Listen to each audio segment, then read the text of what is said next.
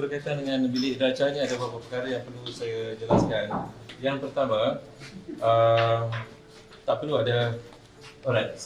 Saya cuba bayangkan bahawa semua pelajar akan datang ke sekolah.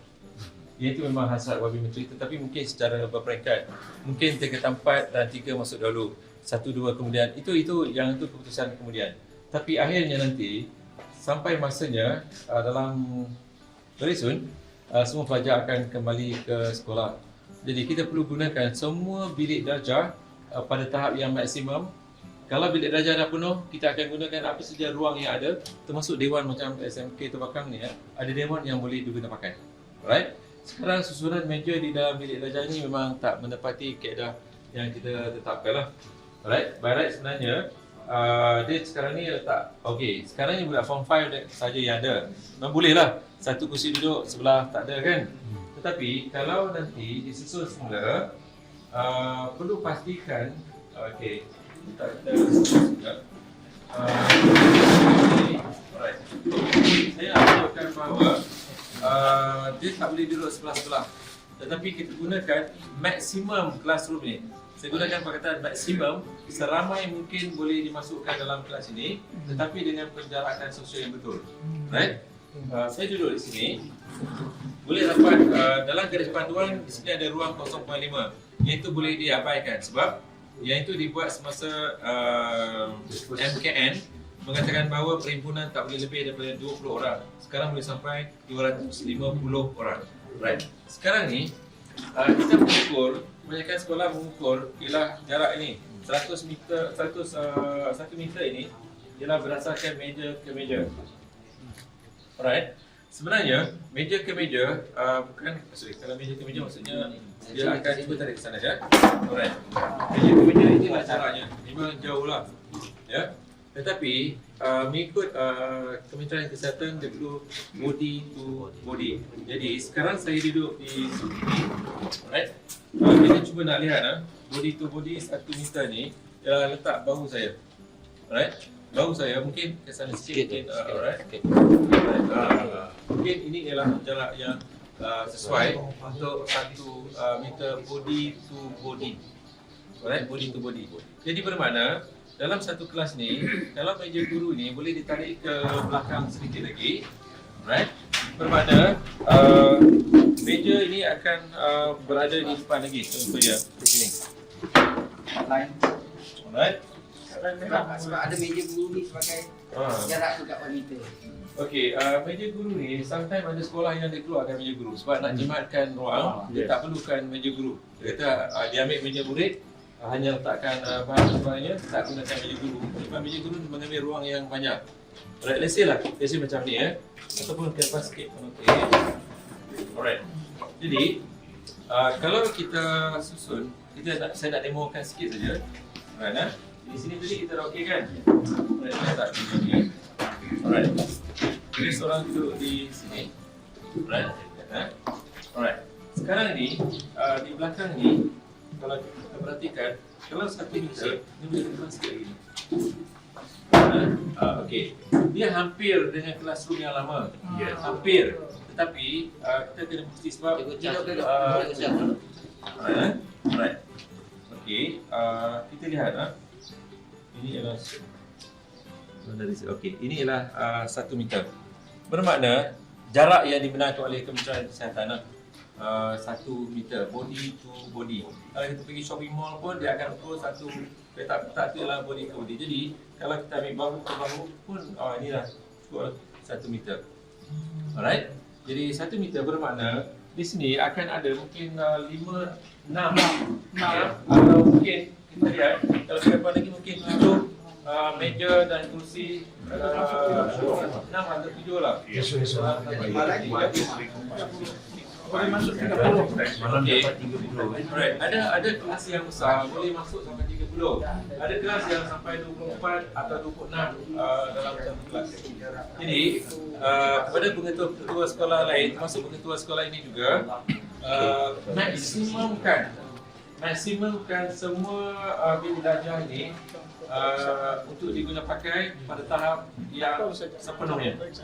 Dan keperluan-keperluan lain itu kita boleh abaikan buat sementara waktu. Maksudnya kalau ada tempat lain, misalnya menjadi guru, nak guna boleh. Tetapi kalau lebih kecil, lebih untung, boleh ke depan lagi. Right? Okey, jadi kalau dalam keadaan macam ni, kita nak maksimumkan sepenuhnya bilik darjah ni. Okey, kemudian jarak, jarak tadi saya dah ukur ke sini. Jarak ini pun kita ukur ialah body to body 1 meter. Alright? Boleh jelas Alright. Dalam hal ni, saya nak jelaskan juga bahawa jika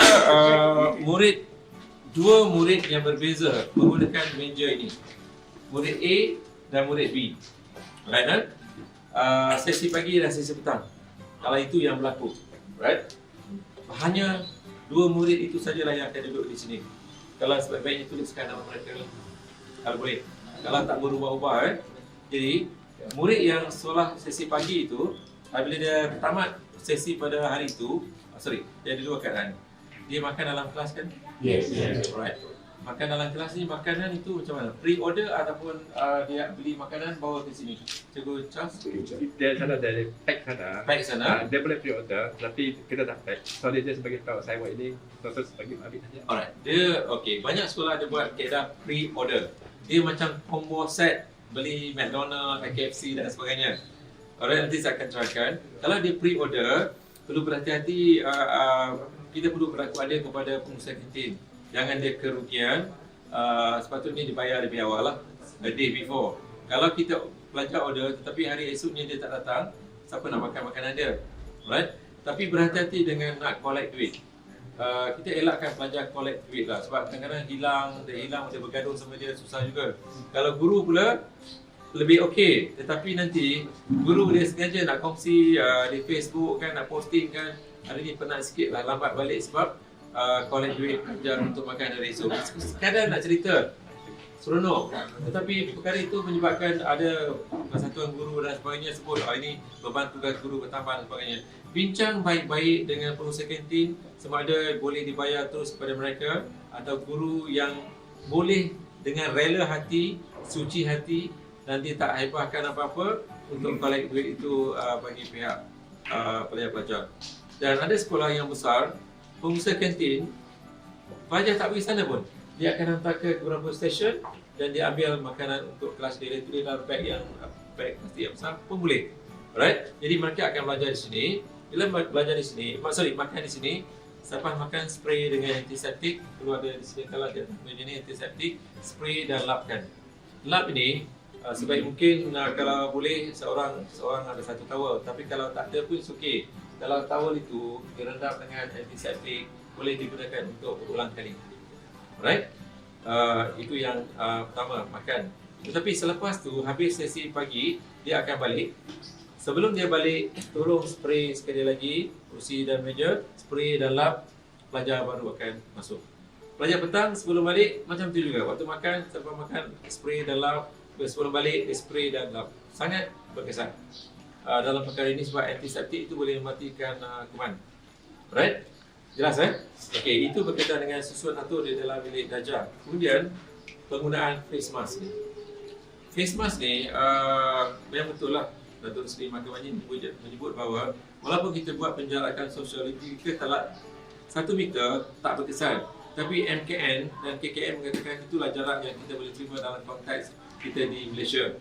Barat gunakan face mask. Tapi dalam garis panduan, kalau kita katakan mesti guna face mask, kita akan menanggung kos RM5 juta sehari untuk setiap pelajar kita bekalkan dengan face mask. Alright? Kita tak mampu untuk tujuan itu. Jadi sekarang ni, sekolah hanya sediakan face mask bagi murid yang datang ke sekolah. Tiba-tiba dia ada tanda-tanda atau gejala-gejala yang kecil. Batuk, sesama, demam yang tak ketara, kita boleh berikan. Tetapi bukannya hari-hari kita boleh berikan. Perbincangan dengan KKM pada hari Jumaat yang lalu telah diadakan antara Menteri Pendidikan dan juga Menteri Kesihatan. Kerana ini disilentkan sajalah untuk gunakan yang fabric face mask. Fabric face mask ni ada yang warna hitam dan sebagainya, tapi sebaik-baiknya yang 3 layers. Fabric face mask 3 layers dan washable, boleh dibasuh. Jika boleh dibasuh bermakna Timbalan Menteri Pendidikan maklumkan bahawa dia boleh tahan 3 bulan. Jadi maksudnya kalau dia ada 2, harganya kurang daripada, kalau di KL kurang daripada RM5. Saya tak tahu di sini berapa. Mungkin RM5 RM5 lebih. Katakanlah RM6. Dia ada 2 atau 3 pun sudah cukup. Dia pakai satu, simpan satu, basuh satu. Jadi face mask tu mestilah kering. Ya. Tetapi dalam garis panduan kita mengatakan bahawa pelajar digalakkan saja. Digalakkan. Tapi maksudnya dia tak pakai pun tak apa dalam kawasan bilik ajar dan sebagainya. Tetapi bagaimana dengan guru? Guru juga sebenarnya boleh membuka face mask-nya kalau dia mengajar di sini. Jarak 1 meter dari pelajar, dia boleh buka face mask-nya. Tetapi jika guru itu datang dekat dengan murid dan nak menerangkan sesuatu, dia perlu tolakkan face mask-nya ke atas supaya remisan daripada air liur dan sebagainya, pernafasan dia tidak pergi kepada murid yang berkenaan dan menjangkiti murid berkenaan. Jelas Right. Yang ketiga, berkaitan dengan pelajar yang berimmunity rendah.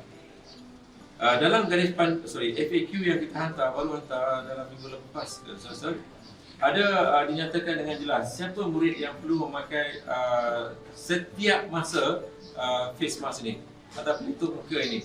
Mereka ialah murid yang ada masalah kesihatan di penyakit paru-paru. Right? Paru dia ada masalah. Kemudian dia ada penyakit kencing manis, ada penyakit asma, dia ada menjalani pembedahan jantung, kanser, pemindahan organ dan sebagainya, ataupun pelajar yang kencing manis yang daya imuniti badannya rendah. Right?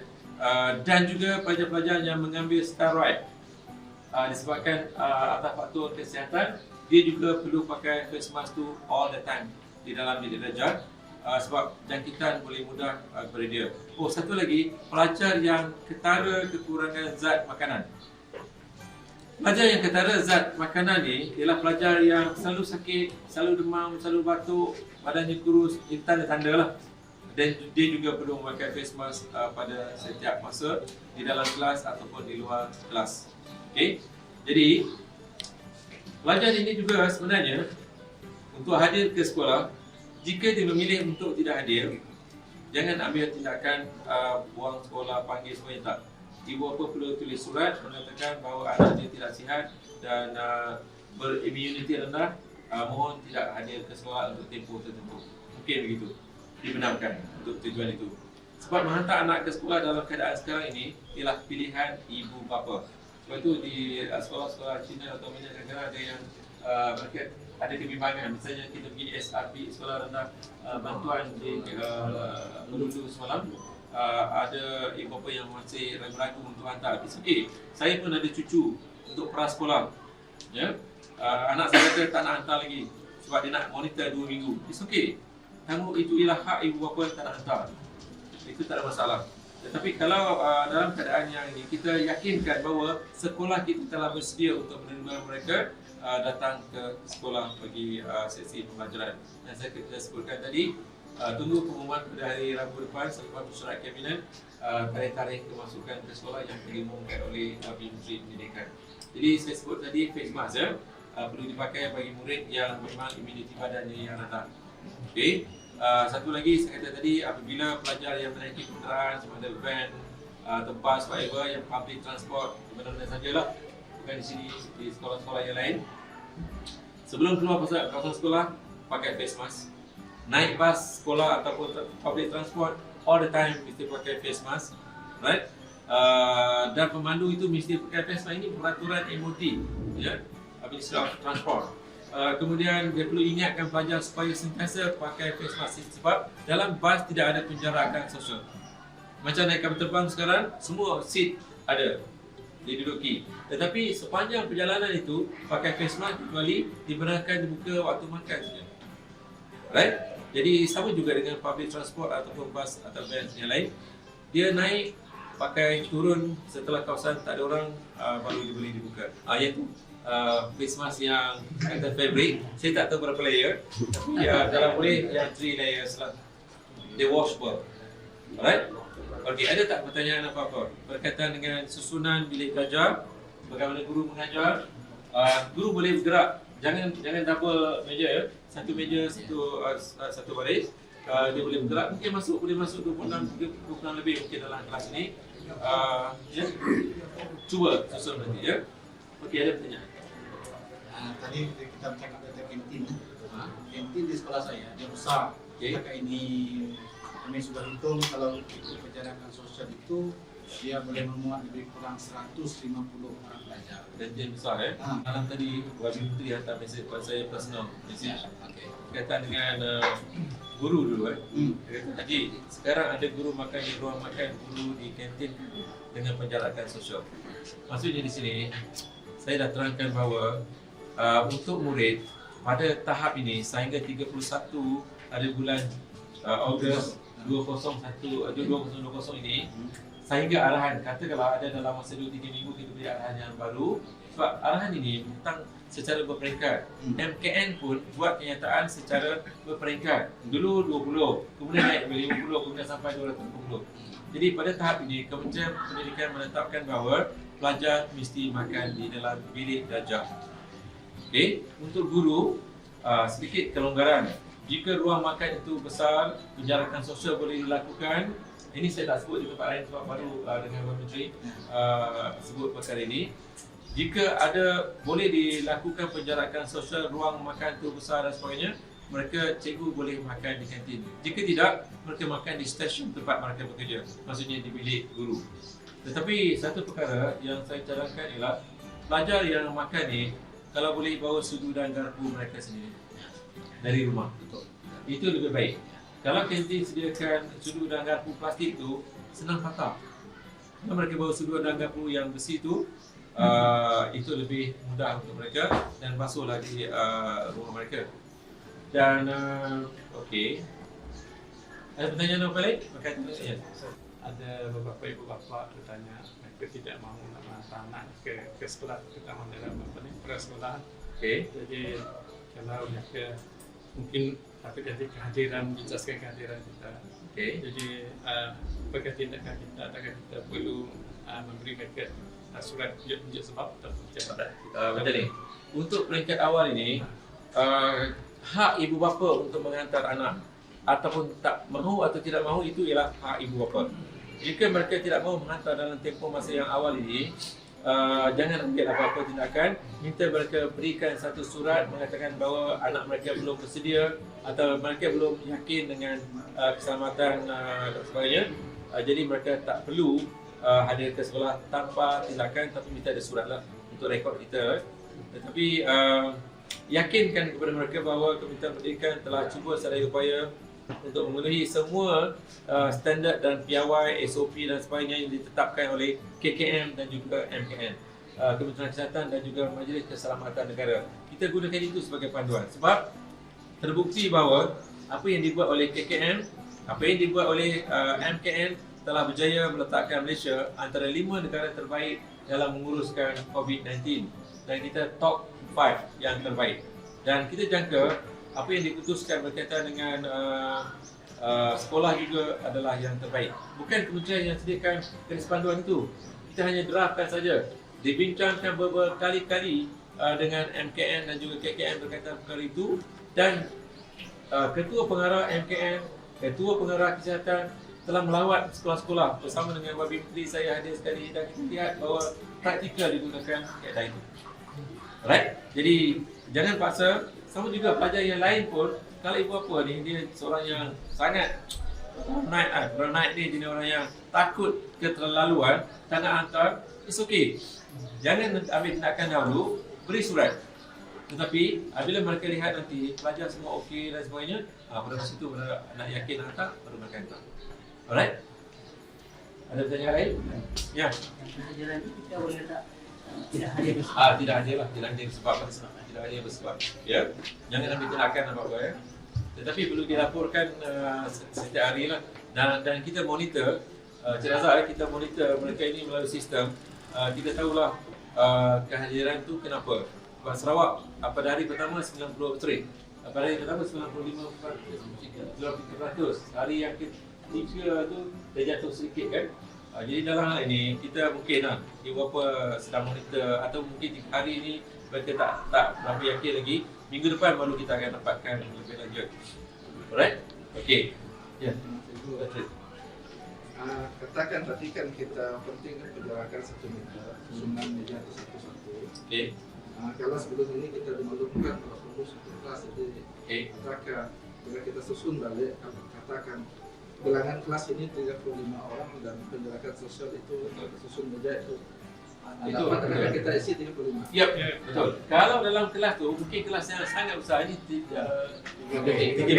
3B. Mungkin boleh muat 20 lebih daripada 25 orang, saya pasti boleh muat. 30 tu cuba dulu. Jadi boleh masuk semua.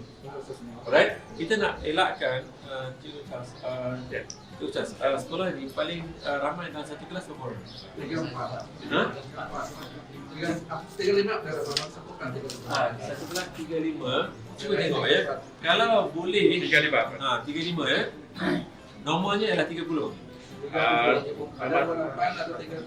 Maksudnya hampir kalau betul-betul diatur, mungkin tak perlu pecah kelas pun. Kalau tak pecah kelas itu lebih baik. Normal.